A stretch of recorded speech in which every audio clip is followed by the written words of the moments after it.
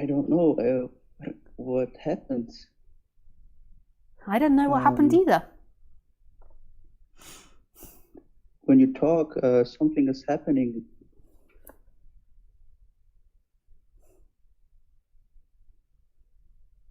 in my heart, you know? Hmm. Like it's like pain or openness or vibration, energy, feeling, emotion, It's like burning. or burning. Hmm. It's like warm, Right. yeah, welcoming, you know, like I welcome the the warmth Yeah. goes up. So yeah, Yeah.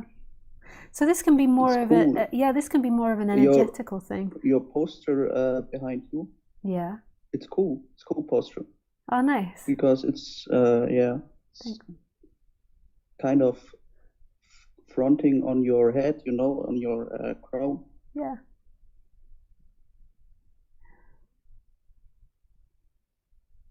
So the burning in the heart is most probably an energetical thing, um, or the heat in the heart. So we have all these different chakras in our body, and through this process, there's all different awakenings that you can have, but there's the awakenings of the chakras. So there is the opening of the chakras. So what happens when you identify is normally the chakras spend most of their time contracted.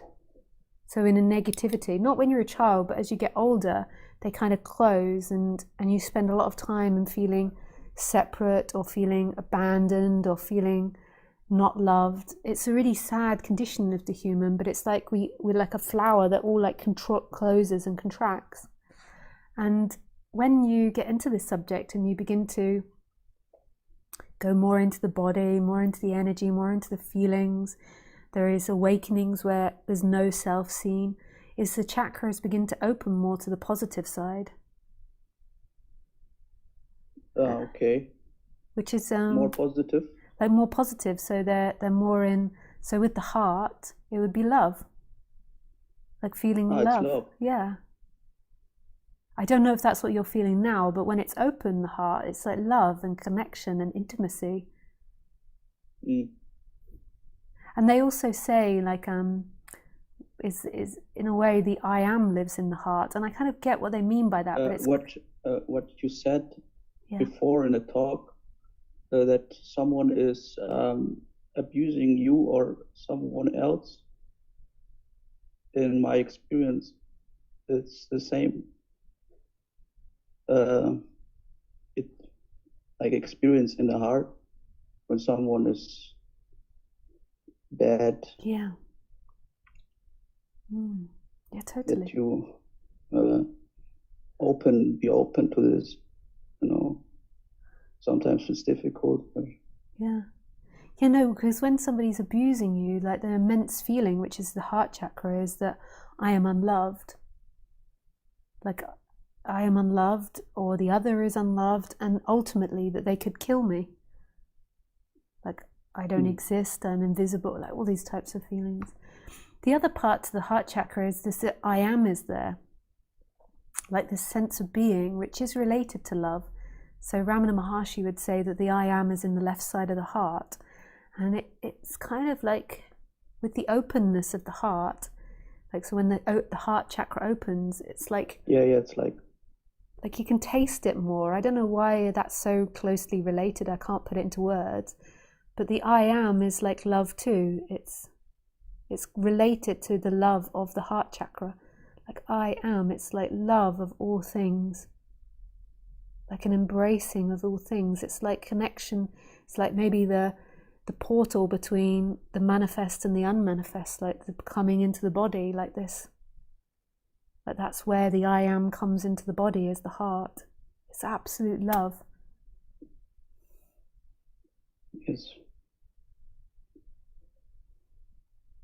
So in a sense, you am I, because sometimes the feeling arises that we are the same person. Yeah. Yeah. Like in a way, we're not the same person. Like it's like we're the same energy. Like Yes. so it's. But I'm sure that's You language. look different, Yeah. I think. Yeah. We don't just But in the morph in. thoughts, yeah, in the thoughts, it's like, am I Lisa? Or because it's like when I'm going for a walk outside, and I'm talking for your talk, you know, it's very hurry up. Lisa's talk beginning in a few minutes, you know. Yeah. And yeah. And when you're looking Okay. at me and listening to me, in a way, when there's not the identification with the person or the voice in the head, then you are me. You are my voice. You are my face. You are my body. But it's not just me, it's with everything. Like, and then when the person comes back, when there's identification, then there is a you that's in relationship with Lisa. But when that you disappears, then all there is Lisa when she's speaking. Like, that's what you are, because that's what's appearing. And then when you look at your dog, that's what you are, because that's what you're appearing. You're like, now I'm a dog. But now I'm a wall. Now I'm a frog. Like it's like whatever you're looking at is what you are, because that's what's appearing and experiencing.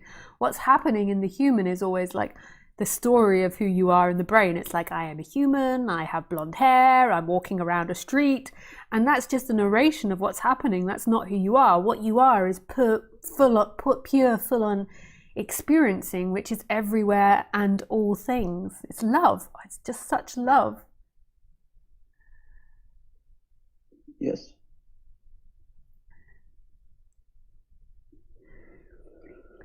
Okay. Step one. But like you say, always, this is it. Yeah. This is it. But you said you reading a lot of books. Sorry, I read. And I find it really difficult sometimes to read something. But when something is really interesting, I read the book. Yeah. And when something is really interesting, and this is really a rare thing, I kind of swallow the book. Yeah, me too. Yeah. But when in the school, sometimes in school, nothing interesting happens. Yeah, totally. I would say that, you know, I mean, I don't so much read spiritual books anymore or philosophy books, but I read fiction. But I would say sort of only 20% of the books are interesting to me, maybe even less. Like normally I have to go through 10 books before I find one which really gets me. Like I have to be really interested in it. Yes. Like it's it has to be really intelligent. It has to have like lots of different elements to it. Like yeah, and I don't always know what that magic is. Maybe it's also that the person, when they wrote it, they had like a presence as well. They were having a oneness experience or something. But I don't read, I listen. I do read, but I'm not very good at reading. It's a coincidence that you find that book? No. Coincidence? No, it's a very expensive activity. I'm really blessed with the fact that I have enough money to do this, what I do. I hadn't in the past had this, but I'm on Audible, and you can buy books for €7 basically through Audible, and I buy lots, and unfortunately there's lots that I don't read. That I make it through like an hour of them, and I'm like, oh my god. It's like a video game, you know? Yeah. Spending money for video games. Yeah.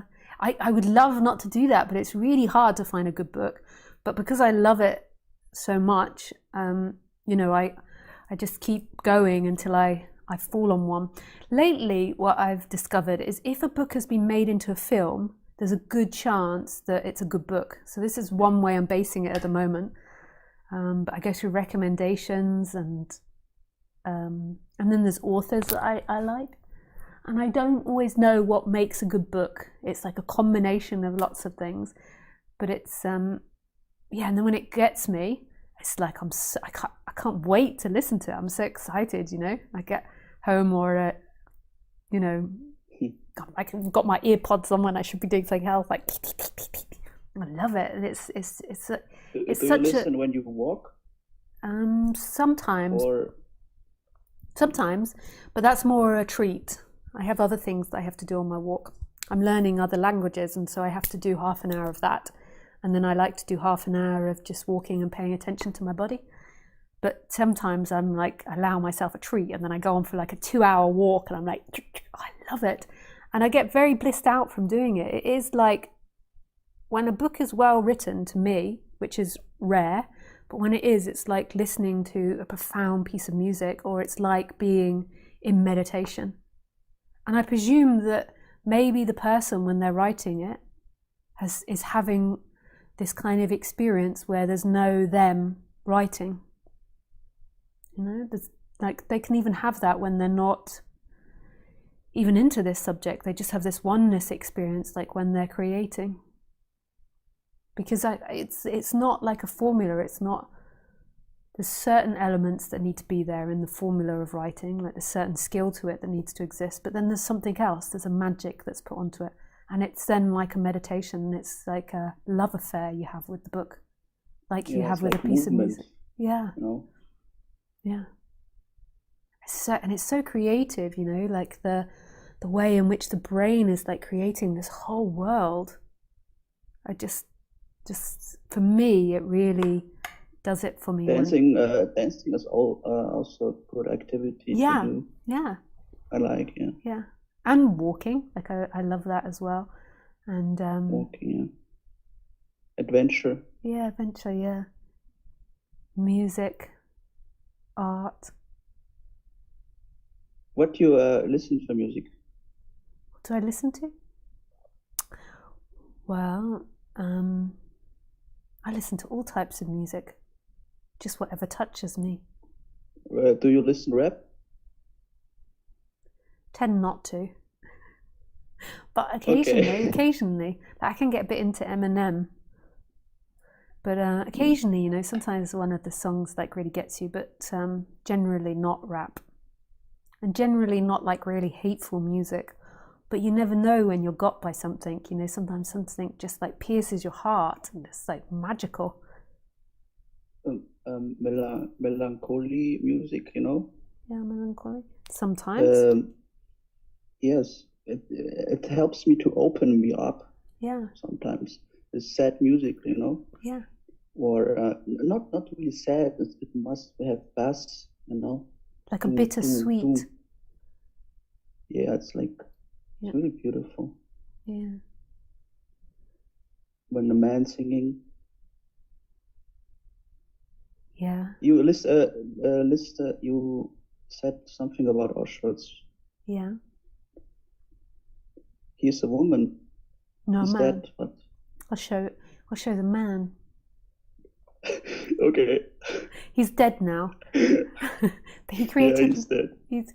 He created lots of meditation techniques that can be helpful. He had this long dress, you know. Yeah. Sometimes he behaving like a woman. I don't know about that. Like, I mean, what is gender?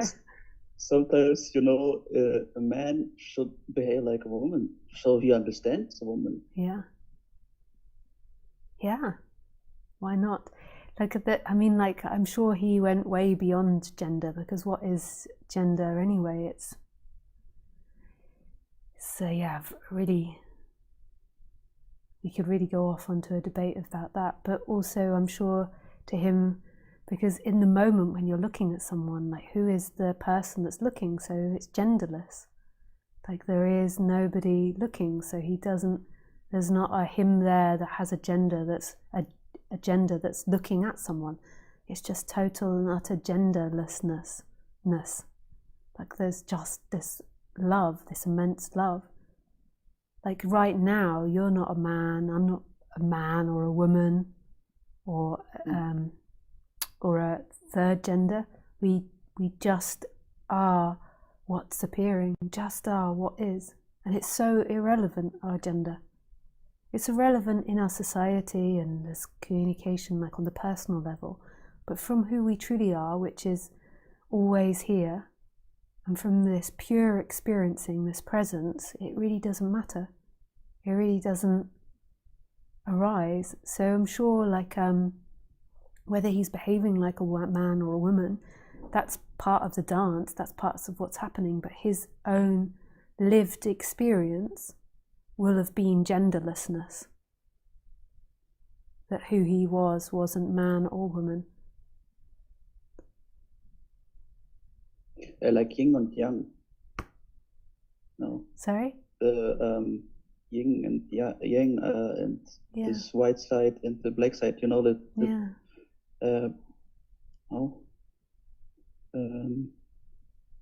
like, yeah.